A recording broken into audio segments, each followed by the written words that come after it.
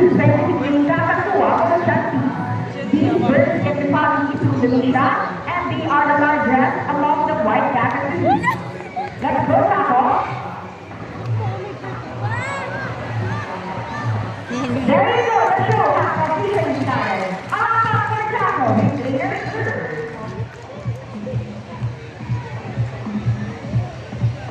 Hello everybody and welcome to Manila Ocean Park All-Star Bird Show with me, Trainer AJ. Now, here's an object that I will hide under one of these three silver tops. So where do you want me to put this object? On your left, on your right, or here on the middle? Which side? Left, right, or middle? Okay, so let's put it right here. Now, let's call it a sight bird.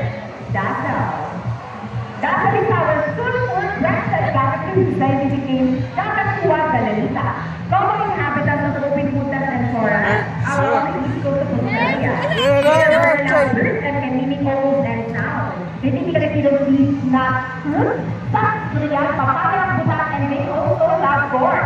Now guys, do you think Dazzle has the ability to find a hidden object? If it's yes, then say, you can do it, Dazzle. Go, Dazzle, find a hidden object for us.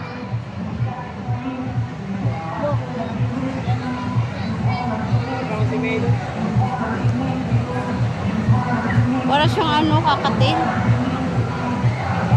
Try again, Dazzle. And you have the drop of Dazzle with trainer now. Now our next featured birds are the cock and married couple. Monogamous, meaning they will be partners Alam niya. Prepare Sa amo niya. any couple with a last Alam niya. relationship, there will always be Bumalik siya doon. Miss Jackie and Rocky are a beautiful pair of green macaw. And today, they will battle it out to see who is the best in the basketball game. But before we start the battle, I'll be dividing you into two groups. All the girls will cheer for Sassy. Go girls, let's hear you say Sassy, Sassy. And all the boys will cheer for Rocky the Fox. Let's hear you say Rocky, Rocky. All right, birds ready, trainers ready, set, go. Here's Sassy. Now only bites on the sea. Another ball from Rocky. Another ball from Sassy. And for the last ball, Rocky wins. What can you say about the trainer Gene? Who guys lose this time? Ay, alam niya. We want Ano yung another kamay race. niya kapag katapos. She wants another race, trainer Jared. Are you sure about that? Do you want Sassy to lose again? Well, this time I guarantee you that Sassy will win. So what race do you have in mind? I'm thinking about the ring race. And what is the ring race? The first bird who can drop 3 races in a row, the fastest the winner, and that is the ring race. So the ring race, it shall be, remember guys, that boys already have 1 point, so girls, let's cheer louder for Sassy to win this time. We're only doing this again in this time, our ring race. Ready, set, go! Here's talking at first race, followed only by Sassy. Another ring from Rocky. Hey, what's happening? What's happening? That's the signal. That's 3 rings. And the signal. Out na Why siya? Sabay-sabay niya lahat. Sassy. Bagal mo isa. What do you say about that? 3 rings at the same time. Hey, you guys cheated! No, we didn't cheat. Sassy, her brain. Oh, so it's true. That girls are more intelligent than boys? A lot of us were laughing at Sassy. Trainer Jerry and Trainer G. Fox are particularly known to be intelligent and perceptive. That's why we continue to enhance their skills and not get bored. So here's Sassy once again, and she will show us how intelligent she is by putting the sheep back to its correct spot. Just like Sassy, green macaws are from South America. They are known to be the gentle giants of the Fox family. It is because they are the second largest not to the highest in Macau. They can grow up to Alam niyo yung 9 kulay. meters length and can be up to 8 years old. Alam niyo yung shape. Scientific name is Chloroptera. They usually feed on seeds, nuts, salt, and O, tinitingnan minerals niyo. along Nice. their river banks. And for the fashion, go Sassy girl. And there you go, intelligence trap. Up up first Sassy with trainer B. Now guys, who loves math? Everyone here knows addition, right? Well, this next part of the program will make most people baffled and amazed, even as trainers. Do you think birds can do math?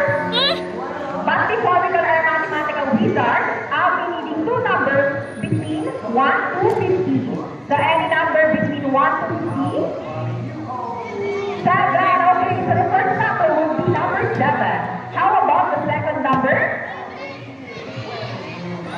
Higher number. Okay, so the second number will be number 41. So the equation is 7 plus 41. Let's see if our mathematical wizard can solve this equation. But first, trainer now will shuffle the number. 41 plus 7. Now let's call it our hard Macau once again. Rocky. So trainer Derek is ready. Go Rocky, solve the equation for us. 41 plus 7. And Rocky gets the first number correct. How about the second number? Okay, up to the second number, Rocky. Well, Rocky loves numbers. And he gets the number 8. So 7 plus 41 is equal to 48. Round for Rocky with trainer Jared. So Matalino. this time, I need an adult volunteer with 500 peso bill.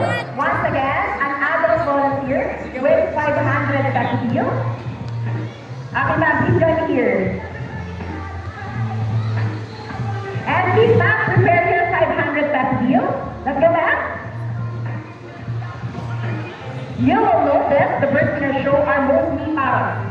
It is because they are highly intelligent, charismatic, colorful, and musically inclined. Okay. Good afternoon, ma'am. Welcome to Manila Ocean Park. Ma'am, what is your name? How about the volunteer is Mia? Okay, ma'am, can I have your money? Ma'am, 500 peso bill. Ma'am, all you have to do is stand right here, facing this way, and extend your left arm just like this. As I put your money between your fingers. Ma'am, do you have any idea what will happen next? Mawala. Bird, okay, let's see. Let's show your money, bird. Body. Body lies over.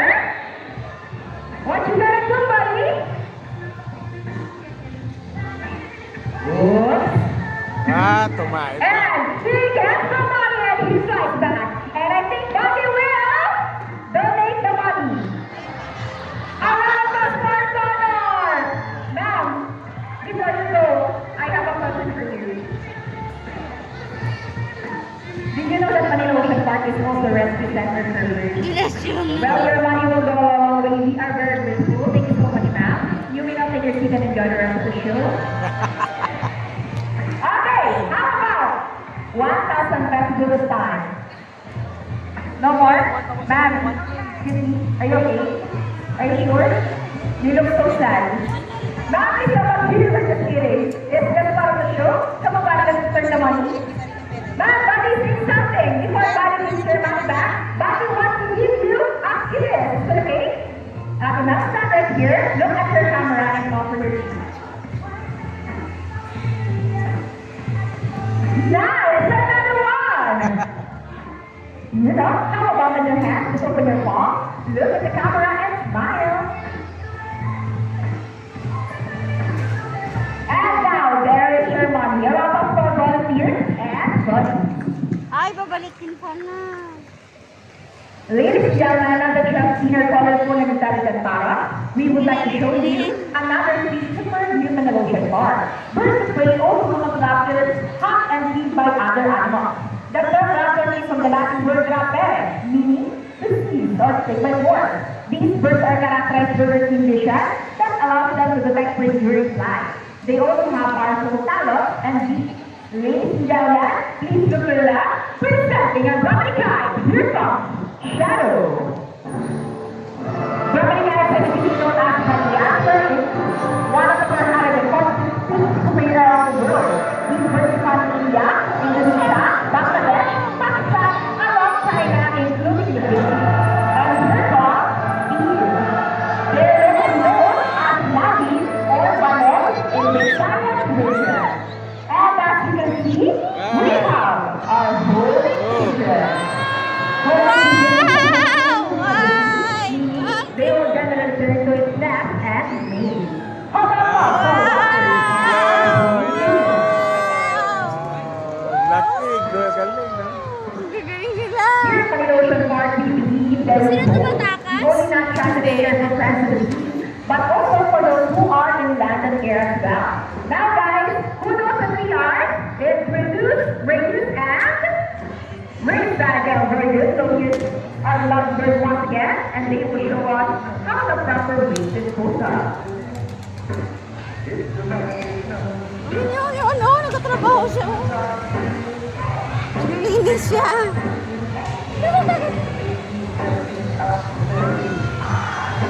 See, if our lovebirds can do it, so can we. Ladies and gentlemen, we hope you all enjoy the show. Are the birds spectacular? Well, in our own way, no matter how small the effort, let's take action in feeding them from exploitation or even extinction. Please let's all do our part in feeding the world, because remember, this is the only home with God. Now let me present to you the birds and the trainers that made this show possible. Trainer Jean with Sassy. Trainer Rocky with Buddy. Trainer JD with Rocky. Trainer Nell with the homing pigeon. Trainer Vita with Shadow. Trainer Jared with Steve. And once again, I'm Trainer AJ. Thank you and goodbye. By the way guys, please trainer the team because Ay, papasok na sila sa loob. live show. Thank you. Oo, sabi ng babae, papasok na sila sa loob. Ano pa daw? Ano pa, sila yun na naman. Marunong sila kakawayan, oh. Oh, pupunta siya doon, oh. Pasok na siya.